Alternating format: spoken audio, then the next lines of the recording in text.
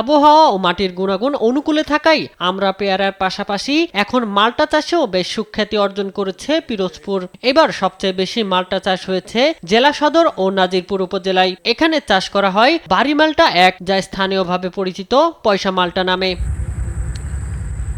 বর্তমানে জেলায় প্রায় ৬,৫০০ কৃষক সরাসরি মাল্টা চাষে জড়িত। তাদের উৎপাদিত মাল্টায় এবছর ৩০ থেকে ৩১ কোটি টাকা আয়ের সম্ভাবনা রয়েছে। ভিটামিন সি সমৃদ্ধ এই ফল দেখতে আকর্ষণীয়, সবুজ এবং খেতে সুস্বাদু। অনেকটা লেবু গাছের মতো গাছে ঝুলে থাকা থোকা থোকা মাল্টা শুধু শোভনীয় নয়, স্বাদেও অতুলনীয়। মাল্টা চাষ অন্য যে কোনো ফসলের চেয়ে লাভজনক বলে জানান চাষিরা। মাল্টা যারা কেনে দেশে, তারা ঘুরে ঘুরে দেখে মাল্টা কার ক্ষেত ভালো, তারা মালটা আমাদের মন চুক্তিতে নেয়, হয়তো ক্ষেত থেকে, আবার কেউ থেকে নেয়, দেয় মন ধরেন ২২০০-২৫০০। মালটা মোটামুটি ফলন এবছর মোটামুটি ভালো হয়েছে। লাগার পরে দ্বিতীয় বছরই আমাদের বাগানে ব্যাপক ফল আসে।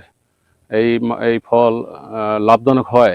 আমি তারপর আস্তে আস্তে অনেক জায়গায় মালটা চাষ শুরু করেছি। প্রায় ৫০,০০০ থেকে ৬০,০০০ টাকা আমি ইনকাম করি মালটা বাগান থেকে। ৫২০ খানা গাছ আছে মালটা গাছ, ওখানে আমরা খরচা করি ১,২০,০০০ টাকা, বিক্রি হয় ৪ লক্ষ টাকা। আর এই উপজেলা কৃষি কর্মকর্তা জানান, মাল্টার দাম তুলনামূলক ভালো, আবার ফলনও বেশি হওয়ায় গ্রামের অনেক পরিবার এখন এই চাষে যুক্ত হচ্ছে। এখানকার মাটি মূলত হচ্ছে বেলে দোআঁশ এবং পলি গঠিত মাটি, যে কারণে এই মাটিটি হচ্ছে মালটা আবাদের জন্য। মালটার রুট স্টকটা আপনারা জানেন যে জাম্বুরা বা বাতাবি লেবু যেটাকে বলা হয়ে থাকে, এবং এই জিনিসটি কিন্তু এই মাটিতে খুবই ভালো হয়।